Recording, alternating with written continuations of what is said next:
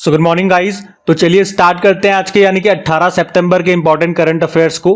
तो इस प्रश्न में पूछ रहे हैं भी हाल ही में 5वीं बार किसने चैंपियंस ट्रॉफी का खिताब जीत लिया है। तो आंसर होगा भारत ने। तो यहाँ पे हम बात कर रहे हैं men's Asian hockey champions trophy 2024 की। ये भी 8 से लेकर 17 सितंबर 2024 तक आयोजित किया गया था। इस बार ये इसका 8वां संस्करण था। कहाँ हुआ? चीन के हुलुनबुई में ये हुआ था और इसको जीत लिया भारत ने। फाइनल में हराया है चीन को। यहाँ भारत ने चीन को 1-0 से हरा दिया और यहाँ पे भारत का एकमात्र गोल दागा जुगराज सिंह ने। और पूरी लिस्ट मैंने आपके सामने लगा दी, आप देख सकते हो अब तक की सबसे सफल टीम ये भारत ही है। 5 बार इसे जीत चुकी है। 8वां संस्करण था, 8 में से 5 बार भारत जीत चुका है। तो एक तो ये आप याद रखना। अब हॉकी से ही संबंधित 2024 में जो भी इंपॉर्टेंट प्रश्न आपने पढ़े थे वो सारे एक बार मैं आपको रिवाइज कराता हूं। एक तो आप याद होगा भी सुल्तान अजलान शाह ट्रॉफी जो मलेशिया में हुआ था, मलेशिया में ही होता है। अभी इसको जापान ने जीता, पाकिस्तान को हराया था। FIH hockey 5S women's world cup, इस बार ये इसका पहला संस्करण था जो कि ओमान की कैपिटल मस्कट में हुआ। जीता नीदरलैंड ने, हराया किसे? भारत को। और उसी तरह से ये तो वुमेन्स का हो गया। मेंस का भी हुआ था, ये भी पहला संस्करण पहली बार हुआ मस्कट में ही। इसको भी नीदरलैंड ने ही जीता। यहाँ तक तो बराबर है, लेकिन यहाँ पे हराया किसे? मलेशिया को। तो दोनों में आप देखोगे वुमेन्स और मेंस दोनों पहले ही संस्करण थे, इस बार पहली बार हुए, मस्कट में ही हुए, नीदरलैंड ने ही जीता। बस उपविजेता अलग अलग हैं, वो ध्यान रख लेना। और एशियन गेम्स की अगर बात करते हैं जो पिछले साल हुआ था, 19वां संस्करण था, चाइना के हांगजाओ में हुआ था। उसमें हमारी मेंस हॉकी टीम ने गोल्ड जीता था। और अभी अगर बात करें पेरिस ओलंपिक की 2024 वाला, तो इसमें हमारी मेंस हॉकी टीम ने ब्रोंज मेडल जीता। यहाँ पे हमने किसको हराया? ये भी स्पेन टीम को हराया था। बाकी भारतीय पुरुष हॉकी टीम के कोच क्रेग फुलटन है, साउथ अफ्रीका से हैं। भारतीय महिला हॉकी टीम के कोच हरिंदर सिंह हैं। रायबरेली हॉकी स्टेडियम का नाम रानी रामपाल के नाम पे किया गया। भारत का सबसे बड़ा हॉकी स्टेडियम ओडिशा में आपको मिलेगा जिसका नाम बिरसा मुंडा जी के नाम पे कर दिया। मोहाली हॉकी स्टेडियम का नाम बलबीर सिंह सीनियर के नाम पे किया। वुमेन्स हॉकी लीग 2024 का आयोजन रांची झारखंड में हुआ। 2025 में hockey mains junior world cup ये भारत में खेला जाएगा। और यह अभी हमने पढ़ ही लिया। 8वीं एशियाई पुरुष हॉकी चैंपियंस ट्रॉफी 2024 का आयोजन कहाँ पे हुआ? चाइना के हुलुनबुई में हुआ, जिसको भारत ने जीत लिया चाइना को हरा करके। और इस साल नवंबर में जो 8वीं महिला एशियाई हॉकी चैंपियंस ट्रॉफी होगी वो भारत में होगी। भारत में भी कहाँ? बिहार के राजगीर में। हॉकी इंडिया ने PR श्रीजेश की जर्सी नंबर 16 को रिटायर्ड कर दिया है। वैसे तो PR श्रीजेश ने पेरिस ओलंपिक के बाद रिटायरमेंट ले लिया था और अब वो भारत की जूनियर पुरुष हॉकी टीम के हेड कोच बन गए हैं। बाकी पूरे वर्ल्ड में हॉकी को रेगुलेट करने वाली बॉडी है FIH इंटरनेशनल हॉकी फेडरेशन, जिसकी स्थापना होती है 1924 में। हेडक्वार्टर लुज़ेन स्विट्जरलैंड में है। हेड है मोहम्मद तैयब इकराम। और 1928 में भारत इंटरनेशनल हॉकी फेडरेशन का सदस्य बनने वाला पहला एशियाई देश बना था। और हॉकी इंडिया के अध्यक्ष कौन है? दिलीप तिर्की है। हॉकी से संबंधित कुछ कप्स एंड ट्रॉफीज की बात करें तो अजलान शाह कप हो गया, आगा खां कप हो गया, ध्यानचंद कप हो गया, रंगास्वामी कप हो गया, सिंधिया कप हो गया, रणजीत सिंह कप हो गया, बैटन कप हो गया और इंदिरा कप हो गया। तो ये सारे पॉइंट्स ध्यान में रखना। अगला प्रश्न देखते हैं। फिर अगले प्रश्न में पूछ रहे हैं अभी हाल ही में नारकोटिक्स कंट्रोल ब्यूरो के महानिदेशक कौन बनाए गए हैं? तो आंसर होगा अनुराग गर्ग। तो हिमाचल प्रदेश कैडर के 1993 बैच के IPS अधिकारी हैं अनुराग गर्ग, जिनको अभी नारकोटिक्स कंट्रोल ब्यूरो का डायरेक्टर जनरल बनाया गया है। नारकोटिक्स कंट्रोल ब्यूरो की बात करें, स्थापना होती है 1986 में, हेडक्वार्टर नई दिल्ली में मिलेगा। अब कुछ इंपॉर्टेंट डायरेक्टर जनरल्स के नाम मैं आपको यहाँ पे रिवाइज करा रहा हूँ। ये शीट आपकी मोस्ट इंपॉर्टेंट रहेगी, ध्यान से सुनिएगा। जैसे कि दलजीत सिंह चौधरी सशस्त्र सीमा बल के डायरेक्टर जनरल है और अभी इन्हीं को बॉर्डर सिक्योरिटी फोर्स का डायरेक्टर जनरल बनाया गया। अनीश दयाल सिंह CRPF के डायरेक्टर जनरल हैं। राजविंदर सिंह भट्टी CISF के डायरेक्टर जनरल हैं। B Srinivasan national security guard के डायरेक्टर जनरल हैं। Alok Sharma special protection group के डायरेक्टर जनरल। राहुल रजगोत्रा ITBP के डायरेक्टर जनरल और NCC के डायरेक्टर जनरल हैं गुरबीर पाल सिंह। और भारतीय तटरक्षक बल के जो डायरेक्टर जनरल थे राकेश पाल, उनका निधन हो गया था। अभी नए नहीं बने, कोई भी जल्दी नए बनेंगे तो वो अपडेट हो जाएंगे यहाँ पे। बाकी NDRF के डायरेक्टर जनरल पीयूष आनंद हैं। RPF के director general Manoj Yadav, home guard के डायरेक्टर जनरल राकेश निर्वाण और असम राइफल्स के डायरेक्टर जनरल विकास लखेरा बनाए गए थे। तो ये सारे इंपॉर्टेंट नामों की शीट है, इनको ध्यान में रखना। अगला प्रश्न देखते हैं। फिर अगले प्रश्न में पूछ रहे हैं अभी दिल्ली के नए मुख्यमंत्री कौन बने हैं, तो आंसर होगा आतिशी।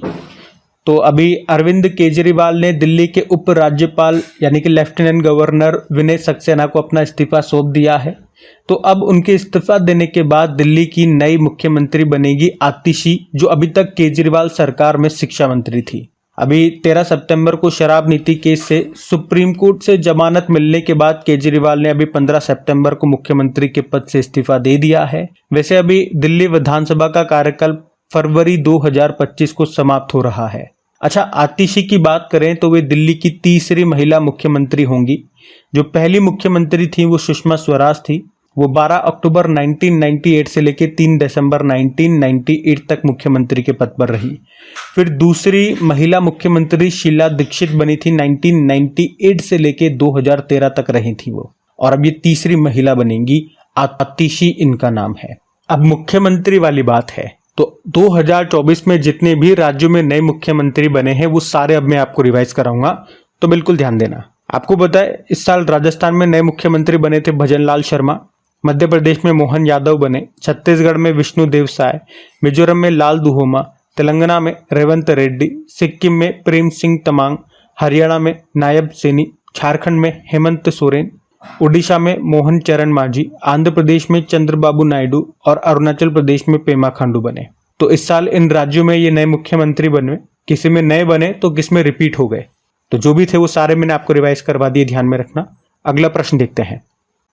फिर अगले प्रश्न में पूछ रहे हैं अभी हाल ही में लॉन्च पॉलिटिक्स के 5 दशक, ये किसकी आत्मकथा है, तो आंसर होगा सुशील कुमार शिंदे की। तो सुशील कुमार शिंदे ये हमारे पूर्व गृह मंत्री थे, मनमोहन सिंह सरकार में ये गृह मंत्री थे और ये महाराष्ट्र के मुख्यमंत्री भी रह चुके हैं। और अभी इन्हीं की ऑटोबायोग्राफी लॉन्च की गई है जिसका नाम है पॉलिटिक्स के 5 दशक। और इसमें जम्मू कश्मीर, आर्टिकल 370 और 5 अगस्त 2019 की तारीख, जिस तारीख को ये तय किया गया था कि आर्टिकल 370 को हटाने वाले हैं और जम्मू कश्मीर और लद्दाख को यूनियन टेरिटरी बनाने वाले हैं। हालांकि बनाया तो 31 अक्टूबर 2019 को गया था, लेकिन ये तय 5 अगस्त 2019 को ही हो गया था। तो इन सब बातों की चर्चा इस बुक में की गई है। तो सिंपल सा हम तो याद रखेंगे पॉलिटिक्स की 5 दशक, ये किसकी आत्मकथा है, सुशील कुमार शिंदे की। अब आपके सामने कुछ इंपॉर्टेंट नामों की ऑटोबायोग्राफीज में लेकर के आ रहा हूँ। ये सारी करंट अफेयर्स में रही थी, तो ध्यान से सुने आप। जैसे कि अभी लेटेस्ट हमने पढ़ा, बिल गेट्स की आई थी आत्मकथा, सोर्स कोड उसका नाम है। आर अश्विन की बायोग्राफी आई थी जिसका नाम है आई हैव द स्ट्रीट्स अ कुट्टी क्रिकेट स्टोरी। दिग्गज टेनिस प्लेयर जयदीप मुखर्जी की आत्मकथा आई थी, क्रॉस कोर्ट नाम है। MS धोनी ने प्रोफेसर के अब्दुल गफ्फार की आत्मकथा लॉन्च की थी, अनजान साक्षी नाम है। तमिलनाडु के मुख्यमंत्री MK स्टालिन की ऑटोबायोग्राफी आई थी जिसका नाम है उंगलिल ओरुवन। इजराइल के PM बेंजामिन नेतन्याहू की ऑटोबायोग्राफी आई थी, बीवी, उसका नाम है बीवी माई स्टोरी। 15वें वित्त आयोग के अध्यक्ष हैं NK सिंह, उनकी है पोर्ट्रेट्स ऑफ पावर।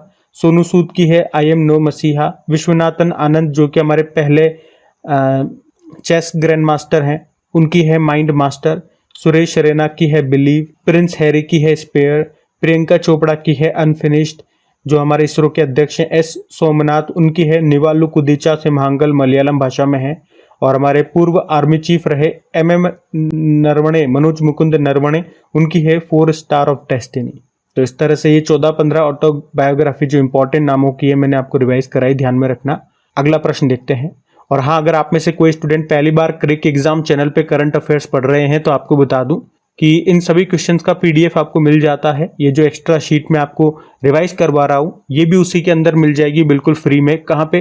जो अपना टेलीग्राम चैनल है, और उसका लिंक आपको नीचे डिस्क्रिप्शन बॉक्स में मिल जाएगा। जैसे ही लिंक पे क्लिक करेंगे डायरेक्ट वहाँ चले जाएंगे और वहाँ पे नीचे ज्वाइन का बटन होगा, तो उस पर क्लिक करके आप ज्वाइन कर लीजिएगा, ताकि जब भी PDF अपलोड हो, वीडियो अपलोड हो या कोई भी बात मुझे बतानी है तो उसका नोटिफिकेशन सबसे पहले आपको मिल सके।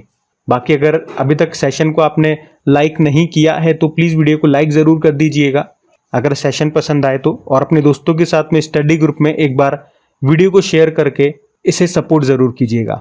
चलो अभी अगला प्रश्न देखते हैं।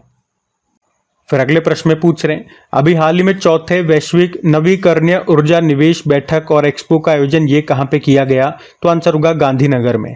यहाँ पे हम बात करें global renewable energy investor meet and expo 2024 की, जिसे आप शॉर्ट में री इन्वेस्ट 2024 कहोगे। इसका भी उद्घाटन किया प्रधानमंत्री नरेंद्र मोदी ने। इस बार ये इसका चौथा संस्करण था। कहाँ पे हुआ? गांधीनगर, गुजरात में। ये 16 सितंबर 2024 से लेकर 18 सितंबर 2024 तक चलेगा और इसका आयोजन किया केंद्रीय नवीन एवं नवीकरणीय ऊर्जा मंत्रालय ने। अब आप बताएंगे इस मंत्रालय के, जिसे आप अंग्रेजी में बोलेंगे new and renewable energy ministry, इसके मंत्री कौन है? ये आपके लिए होमवर्क प्रश्न है। अभी जितने भी कैबिनेट मंत्री हैं उनका वीडियो मैंने आप लोगों को बना करके दिया था, ट्रिकी वीडियो। तो उम्मीद करूंगा आप सबने वो वीडियो जरूर देख लिया होगा। सारे कैबिनेट मंत्री जितने भी नए बने हैं उस वीडियो को एक बार देखने मात्र से आपको सारे याद हो जाएंगे। कम से कम एग्जाम में प्रश्न आएगा तो वो आप गलत नहीं करोगे। तो अभी नाम बताएं आप, नाम क्या है इनका। बाकी इस बैठक का, इस आयोजन करने का उद्देश्य क्या है?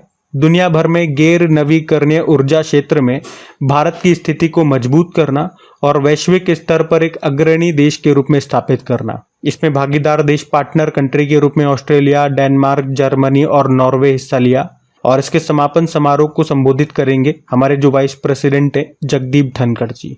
और मैं आपको बता दूं कि जो भारत है ये नवीकरणीय ऊर्जा स्थापित क्षमता में जो भारत है वो चौथे स्थान पर है।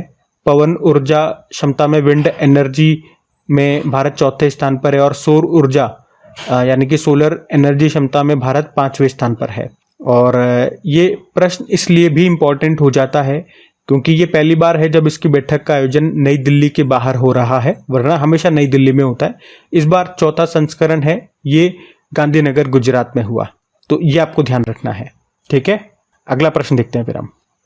तो अगला प्रश्न क्या है कि अभी हाल ही में एनपीएस वात्सल्य योजना को किसने शुरू किया है? तो आंसर होगा निर्मला सीतारमण। तो अभी 17 सितंबर को यानी कि कल ही के दिन हमारी जो फाइनेंस मिनिस्टर है निर्मला सीतारमण जी, उन्होंने नई दिल्ली में नाबालिगों के लिए ये एनपीएस वात्सल्य योजना शुरू की है। एनपीएस मतलब हो गया नेशनल पेंशन सिस्टम। तो ये योजना 18 साल से कम उम्र के भारतीय नाबालिगों के लिए है। इसमें नाबालिग के नाम पर एक एनपीएस टियर 2 खाता खोला जाएगा और इस योजना के तहत न्यूनतम योगदान 1000 रुपये प्रति वर्ष करना होगा। मैक्सिमम लिमिट कुछ भी नहीं है, मैक्सिमम तो कितना भी कर सकते हो, लेकिन मिनिमम 1000 रुपये आपको प्रति वर्ष इसमें डालना होगा। और इसका लॉक इन पीरियड 3 साल का रहेगा। और इसमें जो अकाउंट नंबर आपको दिया जाएगा वो 12 अल्फा न्यूमेरिक डिजिट का होगा, ये भी आप ध्यान रखना। और जब बालक 18 साल का हो जाएगा तो एनपीएस टियर 1 खाते में उसे शिफ्ट कर दिया जाएगा, या अगर खाते में उसकी राशि 2.5 लाख रुपए से कम है तो आप पूरी राशि को निकाल सकते हो, पूरे अमाउंट को निकाल सकते हो। पर अगर अमाउंट 2.5 लाख रुपए से ज़्यादा है तो ग्राहक या जो भी वो बालक है वो 20% अमाउंट तो निकाल सकता है, बाकी 80% अमाउंट का उपयोग एक बीमा कंपनी से वार्षिक पॉलिसी खरीदने के लिए करना होगा। फिर जो बीमा कंपनी है वो ग्राहक को वार्षिक राशि के आधार पर पेंशन देगी।